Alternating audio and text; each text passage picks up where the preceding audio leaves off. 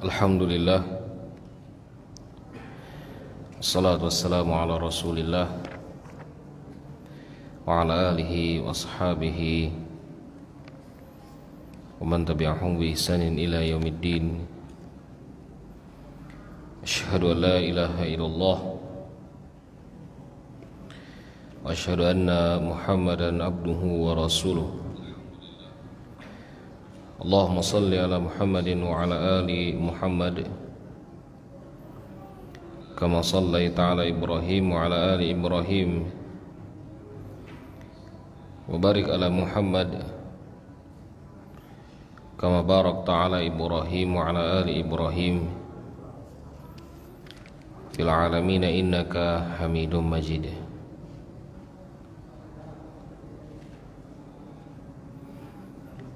Hadirin jemaah salat maghrib rahimakumullah.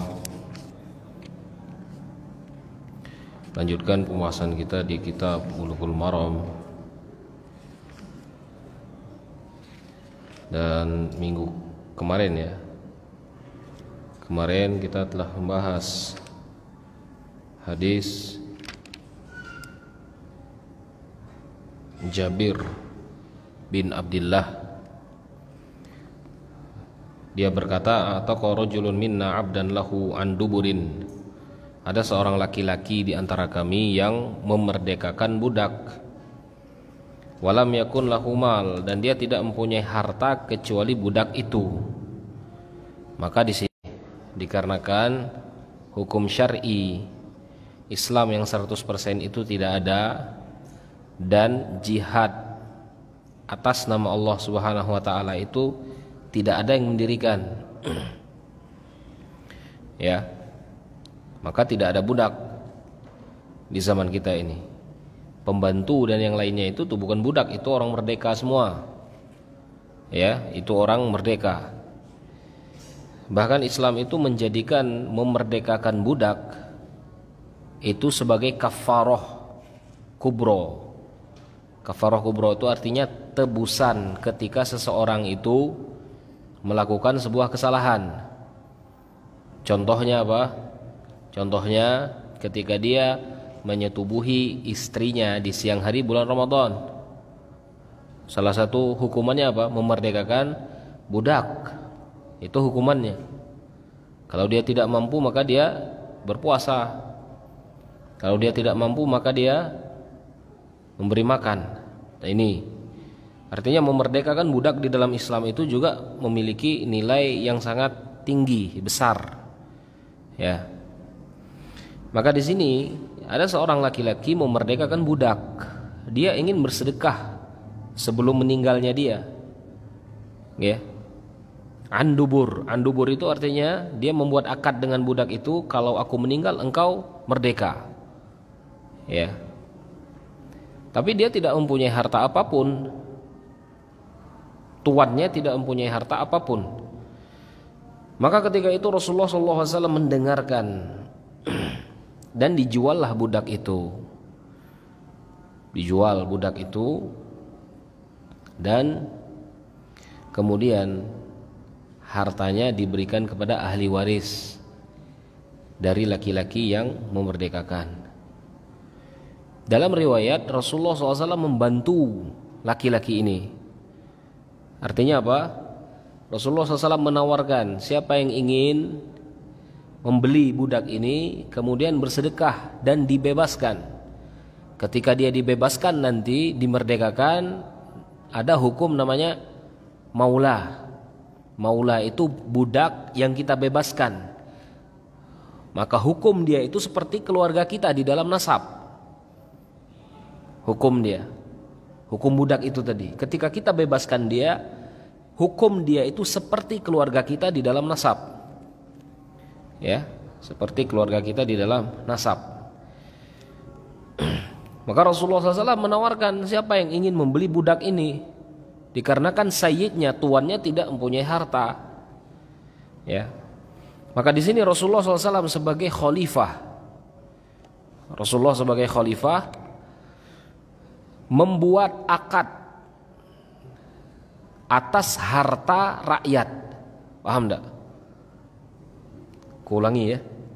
Rasulullah sebagai khalifah ketika itu ya tasarruf itu artinya menggunakan harta rakyatnya sesuai dengan maslahat yang ada. Paham enggak? Artinya budak ini ketika dia dibebaskan, maka keluarga laki-laki ini tidak memiliki apa-apa nanti. Paham ya? Keluarga laki-laki yang membebaskan ini tidak memiliki harta. Paham enggak kira-kira? Nyambung enggak? Nyambung ya? Kulangi ya, jangan sampai enggak ada nyambung nih. Misalkan Pak Maun ini tuannya, dia mempunyai budak. Pak Maun ini tidak mempunyai harta kecuali budak itu. Ya, tidak mempunyai harta apa-apa kecuali budak itu. Kemudian Pak Maun ini ingin membebaskannya sebagai bentuk sedekah dia kepada budak itu. Ya, dia ingin bebaskan budak itu. Tapi Rasulullah SAW mendengarkan, khalifah mendengarkan, Pak Maun ini ingin membebaskan budaknya, yang akibatnya nanti ketika dia jual, ketika dia bebaskan budaknya, keluarga-keluarga dia tidak ditinggalkan harta. Paham ya? Maka Rasulullah langsung ambil alih. Ya, Rasulullah ambil alih budak itu. Artinya Rasulullah ya tasarruf, menggunakan harta rakyatnya. Budak diganti dengan duit, dengan nuqud, dengan dinar dan dirham. Ya, karena kenapa? Karena dinar dirham tidak mungkin dia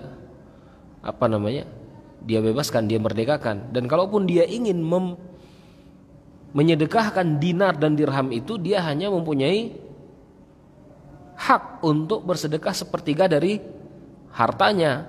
Jangan sampai dia meninggalkan keluarganya dalam keadaan miskin. Itu maksud dari hadis ini. Maka seorang pemimpin ketika dia menggunakan hak rakyatnya dan ada maslahat untuk dia, tidak jadi masalah. Ya. Dan sesuai dengan takaran hukum syar'inya. Gitu loh. Rasulullah SAW menggantikan dengan harta dan maslahatnya untuk keluarga-keluarga yang dia tinggalkan, dan sesuai dengan harga budak yang ada di zaman Rasulullah SAW. Maka yang seperti ini tidak jadi masalah ya untuk seorang pemimpin, gitu loh. Tapi ketika seorang pemimpin berbuat zolim atas harta rakyatnya, nah ini hati-hati ini. Jangan kalau pakai dalil ini pelik. Ya, hati-hati. Ketika seorang pemimpin melakukan kezoliman atas harta rakyatnya, nah ini beda pula. Ini yang diancam Rasulullah SAW itu dengan sahibul maks. Allah melaknat orang-orang yang mengambil harta secara paksa. Gitu ya. Ini Rasulullah SAW mengambil harta secara paksa tak? Ya. Kalau dilihat dari satu sisi Rasulullah mengambil harta secara paksa, dijualnya, dibagikan kepada keluarganya, benar kan? Tapi tidak. Dalam kacamata syar'i, maslahatnya adalah ketika dia tidak meninggalkan keluarganya dalam keadaan miskin. Itu maslahatnya. Gitu loh. Ya. Jadi Rasulullah SAW jual budak ini. Dalam riwayat Rasulullah SAW menawarkan kepada para sahabat yang punya banyak harta, beli budak ini tadi. Kemudian yang punya harta itu yang membebaskan budaknya. Ya. Jadi nanti maula itu hubungan kepada mereka yang membeli budak ini tadi, gitu loh. Dan laki-laki yang ingin membebaskan budak ini tadi digantikan dengan uang yang bisa dia tinggalkan kepada keluarga dia. Maka di sini juga Syekh menyebutkan di sini ya, al-wajib ala man laisa indahu sa'ah fi rizq ay yaj'al li nafsihi wa liman ya'ul. Wajib bagi siapa saja yang tidak memiliki harta untuk bersedekah atas dirinya sendiri dan orang-orang terdekat dia terlebih dahulu. Itu maksudnya. Makanya misalkan kita tidak mempunyai cukup harta, maka jangan kita menggali lubang untuk bersedekah sunnah. Itu maksudnya. Ya. Dikarenakan Rasulullah SAW menyebutkan kafa bil mar'i itsman an yudayyi'a man ya'ul. Kan tanggung jawab atas orang-orang yang seharusnya kita beri nafkah, tanggung jawab. Badan kita ini itu juga mempunyai hak. Gitu loh, ya. Jangan kita bersedekah kepada orang lain kemudian badan kita tidak kita beri haknya. Nah, ini salah. Makanya memahami sunnah itu 100%. Jangan setengah-setengah. Ya. Jadi ini maksud hadis tersebut ya. Hadis selanjutnya. Ada dapat belum hadis apa isi? Sudah dapat. Hadis Maimunah. Lihat Maimunah zaujan Nabi. Ada tak? Tengok perawi paling atas. Hadis Maimunah. Maimunah zaujan Nabi, istri Rasulullah sallallahu alaihi wasallam. Anna fa'ratan waqa'at fi samanin. Dia menceritakan bahwa ada tikus yang jatuh di saman. Saman ini sejenis keju dan juga mayones. Tahu mayones ya? Kalau orang Sudan itu macam apa ya? Susu dibasikan. Kemudian dijadikan apa namanya? Macam selai untuk makan roti. Ya. Yang kadang-kadang dijual per on kadang-kadang. Mayones itu. Dan dia kadang-kadang padat, kadang-kadang agak cair kental. Ada yang padat, ada yang cair kental. Maka di sini itu bentuknya ya, keju atau sebentuk mayones dia. Famatat fihi, tikus itu jatuh ke dalam itu tadi, kemudian dia mati di dalamnya. Fasu'ilan Nabi, dia bertanya kepada Rasulullah SAW, nanya, macam mana kalau tikus itu nyebur ke mayones kita tadi, ya? Apakah masih bisa digunakan? Dan tikus itu mati di dalam situ. Faqala Nabi, kemudian Rasulullah SAW berkata, alquha wa ma haulaha wa kulu. Kata Rasulullah SAW, buang tikus dan yang di sekitar tikus itu dibuang, sisa ya makan. Kata Rasulullah SAW. Kira-kira kita geli dah kira-kira. Inilah senyum-senyum sendiri ini ujung-ujung. Ya. Dalam hadis yang lain ya, hadis selanjutnya coba lihat dari Abu Hurairah. Qala Rasulullah sallallahu alaihi wasallam, "Idza waqa'at al-fa'ra fis saman." Ketika tikus itu jatuh ke saman tadi, fa in kana jamidan fa alquha wa ma haulaha. Fa in kana ma'ian fala taqrabuhu. Kalau dia itu jamid, jamid itu artinya padat. Padat artinya mengeras ya. Apa ya? Kalau es dia ya. Kalau ini apa namanya? Hah? Alah macam agar-agar. Ya, dia lah macam agar-agar deh. Ya. Kemudian tikus itu nyebur ke situ. Ya. Mati. Kata Rasulullah, kalau dia sudah padat, maka buang baik yang di sekitar tikus itu tadi. Buang. Sisa yang lainnya dimakan. Kalau dia itu cair, jangan dekati sama sekali. Berarti hemue, tidak boleh untuk dimakan. Ya, semuanya tidak boleh untuk dimakan. Hadis ini rawahul khamsah wa Abu Daud wa qad hakama alaihi al-Bukhari wa Abu Hatim bil waham. Tapi Imam Bukhari mengkritik hadis ini. Hadis yang pertama riwayat Imam Bukhari. Ya. Hadis yang pertama tadi tidak ada lafaz padat cair. Paham enggak? Lafaz padat cair itu tidak ada ya di hadis yang pertama. Di hadis yang kedua ada lafaz padat dan cair. Ya. Tengok Imam Bukhari itu mengkritik hadis, lafaz padat dan cair pun dikritiki dari dia. Saking hafalannya itu dobit, tahu dobit ya? Dobit itu memang teliti hafalannya. Lafaz ini pun beliau kritiki. Gitu loh. Ada waham di situ, ada yang ketidakjelasan. Ya. Cuman sebagian ahli fikih itu menggunakan riwayat ini. Kenapa? Karena kalau dia itu padat, heneng memisahkannya. Tapi kalau dia itu cair, ya, tekan tikus tula berenang kapot ancok di dalam itu, kemudian mati di dalam situ, kita kan tidak tahu. Makanya Rasulullah SAW suruh buang, dipakai oleh sebagian ahli fikih. Ya, apa faidah dari hadis ini? Yang pertama adalah tikus ketika dia mati maka dia najis. Ya, tikus ketika dia mati maka dia najis. Ini faidah yang pertama. Kemudian faidah selanjutnya yang bisa kita ambil dari hadis adalah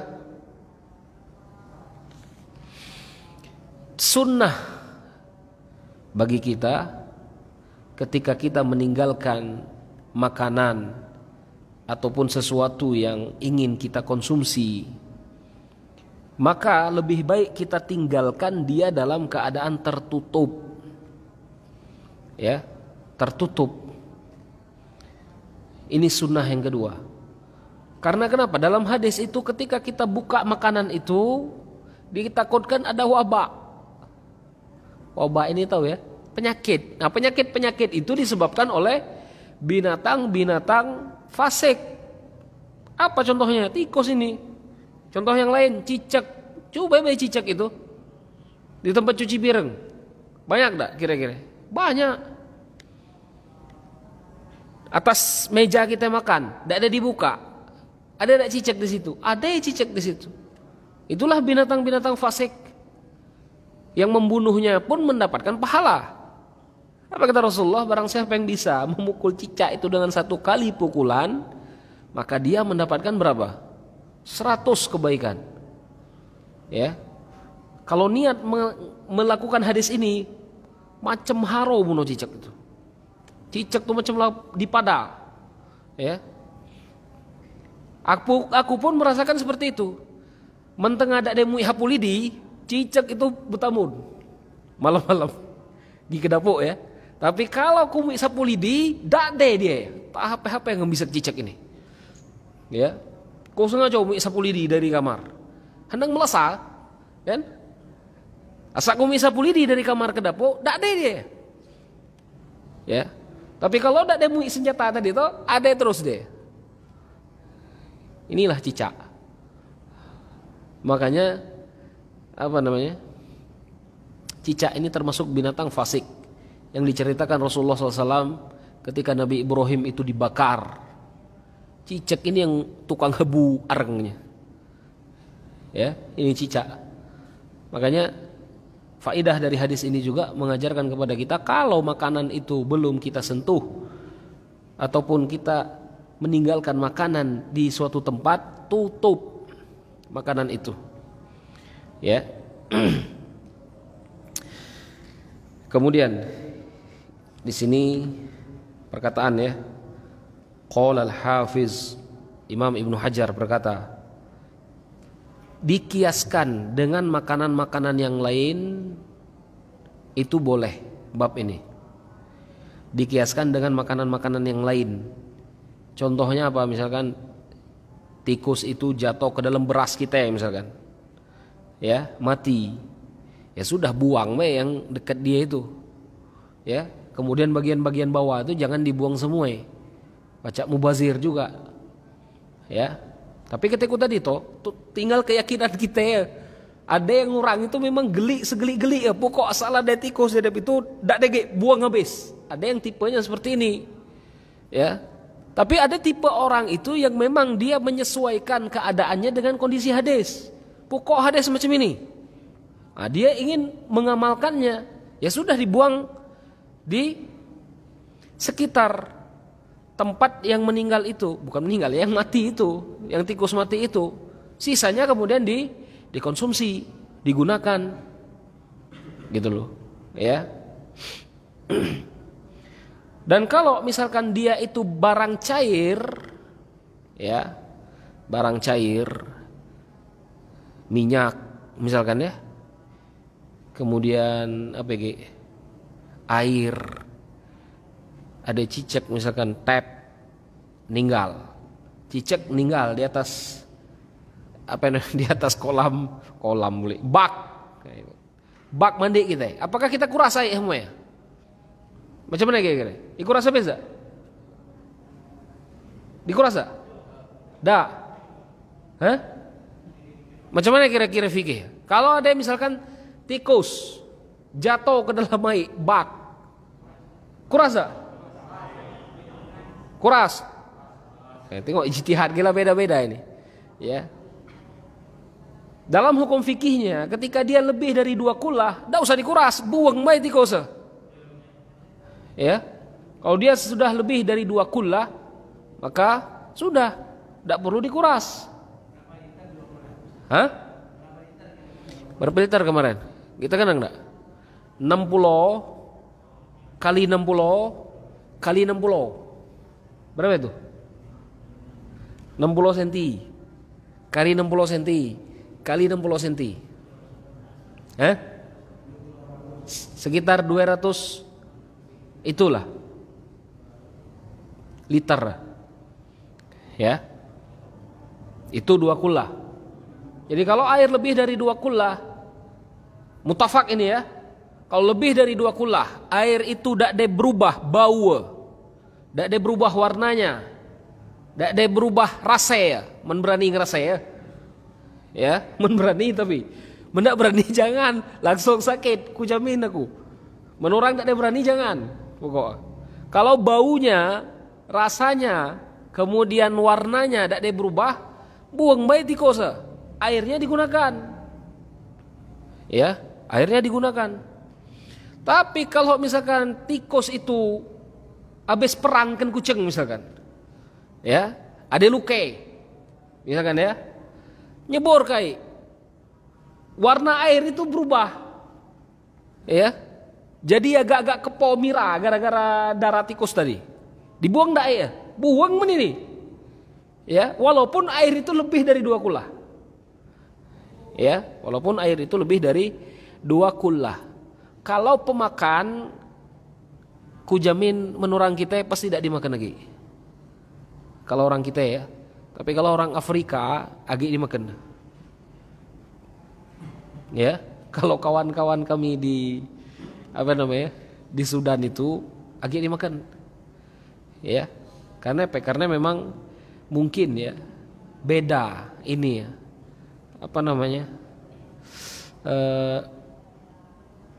Nikmat itu beda. Gitu loh.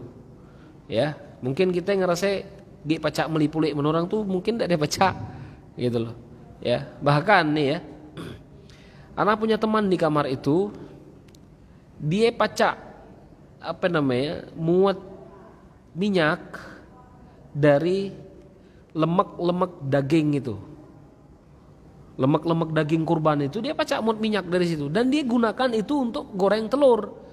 Menaku kena pacak age. Aku ladak kawage boleh aja nih lo aku beli minyak kalau aku sendiri gitu loh. Tapi kalau mereka bisa mereka gunakan. Itulah hebatnya. Ada ininya masing-masing, ya. Makanya misalkan ada yang macam debu di atas minyak itu, tidak ada hangat di kerawat dia. Ya. Sama dengan ini misalkan. Ada tikus atau segala macam dibuang di sekitarnya saja. yang sisanya itu digunakan. Ya, ini menandakan bahwasanya yang kecemplung itu yang terkena najis, yang di sekitarnya itu tidak terkena najis. Ya, itu dia. Kemudian berbeda ketika kucing yang mencicipi makanan itu. Dimakan enggak kira-kira? Dimakan enggak? Pasti tidak dimakan men kita. Ya. Kita makan nih. Kemudian ada kucing ngejilat pemakan kita tadi. Dimakan, agak dimakan enggak? Pak mau nih dimakan kita. Oh. Ku yakin tidak dimakan agak menurut kita ini. Ya, karena kita itu tingkat geli tinggi.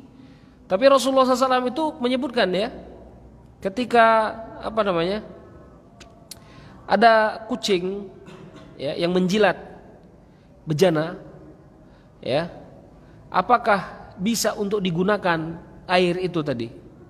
Maka Rasulullah SAW menyatakan, innaha laisat binajasin. Liur kucing itu tadi bukan najis.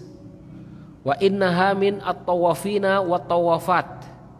Dan kucing itu termasuk tawafin wa tawafat yang berkeliling di sekitar rumah kalian.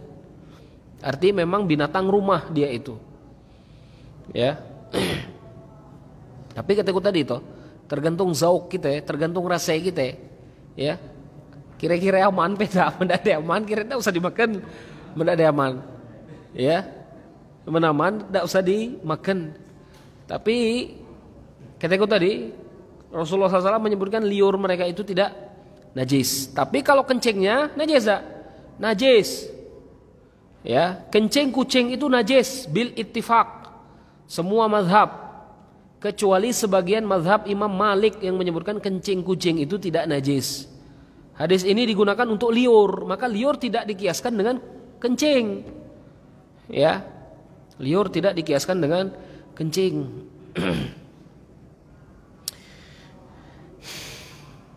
Jadi seperti itu. Hadis selanjutnya an Abi Zubair. Abi Zubair pernah berkata, Sa'altu Jabiron, aku bertanya lagi kepada Jabir, ya. An thamani as-sinnaur, dengan harga kucing, wal kalb, anjing. Faqala zajaran nabi, Rasulullah SAW itu memperingati untuk menjauhinya. Ya, rawahu Muslim, diriwayatkan oleh Imam Muslim, wan Nasa'i, Imam Nasa'i juga. Wazada, dan ada tambahan dalam riwayat Imam Muslim, di riwayat Imam Nasa'i, illa kalb said, kecuali anjing yang digunakan untuk berburu. Ya. Hadis ini mengajarkan kita larangan menjual kucing. Makanya para ulama itu menafsirkan hadis ini dengan dua pendapat. Pendapat yang pertama, haram hukumnya menjual kucing. Haram hukumnya. Ini pendapat yang pertama. Wa huwa qaulu zahiri, dan dia pendapat ahlu zahir. Ngapain? Hadisnya larangan. Gitu loh. Ya, hadisnya melarang. Tapi jumhur ulama menyatakan bahwasanya menjual kucing hukumnya makruh saja, tidak sampai derajat haram. Ya, makruh saja, tidak sampai derajat haram. Kenapa? Dikarenakan larangan ini termasuk bab makarimal akhlak, termasuk bab akhlak. Ya. Wa hadza mimma itadan nasu hibatahu wa i'aratahu wa samahatah fihi. Dikarenakan manusia itu ketika dia bermuamalah dengan kucing, biasanya dengan cara dipinjamkan kucing itu, dan dia itu berpindah antara satu rumah ke rumah yang lain, ya. Makanya ketika misalkan ada yang menjual kucing, ya, hukumnya makruh. Ini pendapatnya jumhur ulama. Dan ahli zahir menyebutkan kenapa diharamkan oleh Rasulullah SAW, dikarenakan ketika kucing yang diperjualbelikan tidak mempunyai manfaat kucing itu. Ada tidak manfaat kucing di rumah? Ada ya? Nangkap tikus, kata Rahmat, ya. Apa? Nangkap tikusnya, ya. Au men kucing pintar, men kucing agak-agak genai ini yang kuda kawa, ya. Kadang-kadang ada kucing genai, maksud aku telah dibrek pemakan lagi loading, ya, loading deh, pemakan lah dia ada dia, macam mana nak ngejar tikus macam itu, ya. Jadi ini dua pendapat ulama, ya, antara makruh dengan haram. Tapi jumhur ulama menyatakan makruh saja, tidak sampai derajat haram. Dan memelihara kucing hukumnya mubah hukumnya. Bahkan Abu Hurairah, kenapa dinamakan Abu Hurairah? Ya, karena Hurairah itu adalah laqab hir. Hir artinya kucing. Dan dia suka memelihara kucing, Abu Hurairah itu. Ya. Jadi seperti itu, mubah hukum memelihara kucing. Tapi kalau sudah diperjualbelikan, maka itu tadi, ya. Para ulama berbeda pendapat. Kemudian bagaimana dengan anjing berburu? Anjing yang digunakan untuk berburu, sama. Jumhur ulama menyatakan haram pula, ya. Jumhur ulama menyatakan haram, tidak boleh. Anjing yang digunakan untuk berburu itu boleh hanya diberikan saja. Ini untuk berburu misalkan, tidak masalah. Tapi kalau dibeli atau diperjualbelikan, maka hukumnya haram. Ya. Tapi ada pendapat ulama yang memperbolehkannya dikarenakan ada manfaat. Pendapatnya siapa? Imam Atha, Ibrahim An-Nakhai. Ibrahim An-Nakhai juga memperbolehkan. Ya. Ma ubiha minal kilab fa bai'uhu jaiz wa ma harrama iktida'uhu minha fayahrum bai'uhu. Ini pendapat mereka. Anjing-anjing yang ada manfaatnya seperti berburu, menjaga kebun, maka boleh diperjualbelikan. Karena yang diperjualbelikan itu adalah manfaatnya menurut pendapat ini. Ya. Tapi kalau tidak ada fungsi, ya, anjing itu tadi, anjing hias di rumah misalkan, tetap haram itu hukumnya. Ya, jangan kelak menggunakan pendapat ini untuk membeli anjing yang disisir-sisir itu, ya, anjing yang disisir-sisir itu kan, yang di rumah-rumah, nah itu jangan, gitu loh, ya. Pendapat ulama ini tidak untuk anjing-anjing yang disisir-sisir itu tadi. Pendapat ulama ini hanya untuk anjing-anjing yang berburu, kemudian anjing yang menjaga kebun, ya. Ini mereka memperbolehkannya karena ada manfaat. Tapi jumhur ulama menyatakan tidak boleh. Ya, jumhur ulama menyatakan tidak boleh dikarenakan dalilnya dalilnya umum.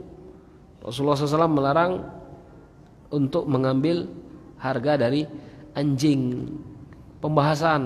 Cabang pembahasan di sini adalah bagaimana ketika mengambil manfaat dari berobat anjing, boleh, ya? Cabang dari pembahasan ini, ya, bagaimana hukumnya ketika kita mengambil manfaat, mengambil harga, mengambil jasa dari berobat anjing. Allahu alam, ya. Ketika sudah menjadi jasa pengobatan anjing ini, apalagi misalkan dokter hewan misalkan, ya, mengobati anjing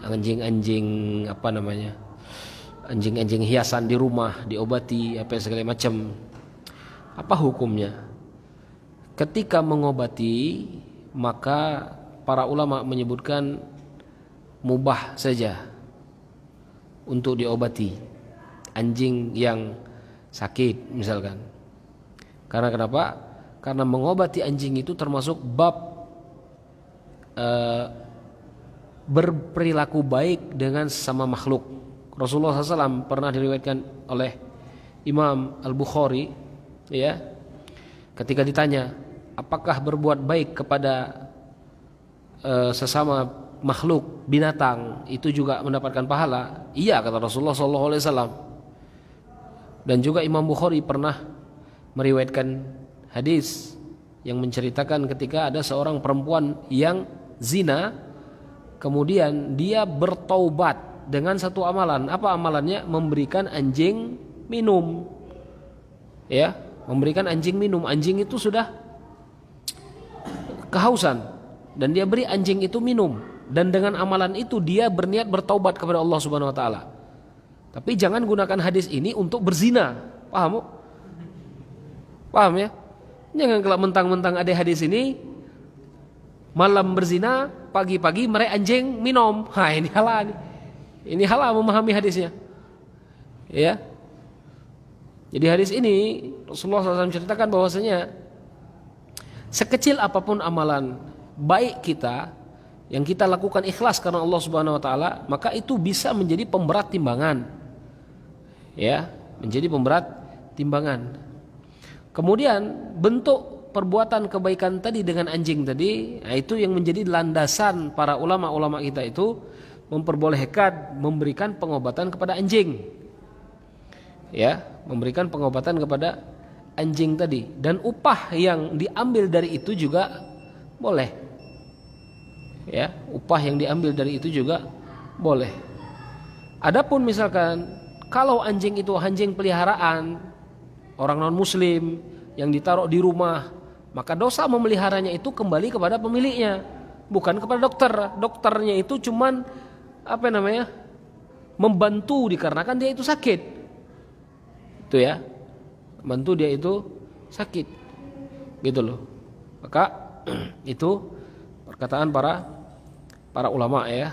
Tapi Allahu alam, walaupun halal, maka harus tetap menjaga sisi najisnya, dan juga harus tetap kalau kita itu bahasa fikihnya harus hati-hati, jangan mempermudah. Jangan kalau semua anjing masuk, nah itu maksud aku tuh. Ya, jangan semua anjing masuk, tapi pilih-pilihlah ketika kita sudah masuk ke dalam bab-bab yang seperti ini, terutama ketika kita mengambil upah, di mana upah itu menjadi barang yang kita makan, yang akan masuk ke dalam badan kita dan akan mengalir ke dalam darah kita, maka kita harus pilih-pilih. Ya, jadi seperti itu. Allahu a'lam. Insyaallah nanti kita lanjut hari Jumat ya dengan tasin Al-Quran. Kita tutup dengan kafaratul majlis. Subhanakallahumma bihamdika asyhadu an la ilaha illa anta astaghfiruka wa atubu ilaih. Assalamualaikum warahmatullahi wabarakatuh.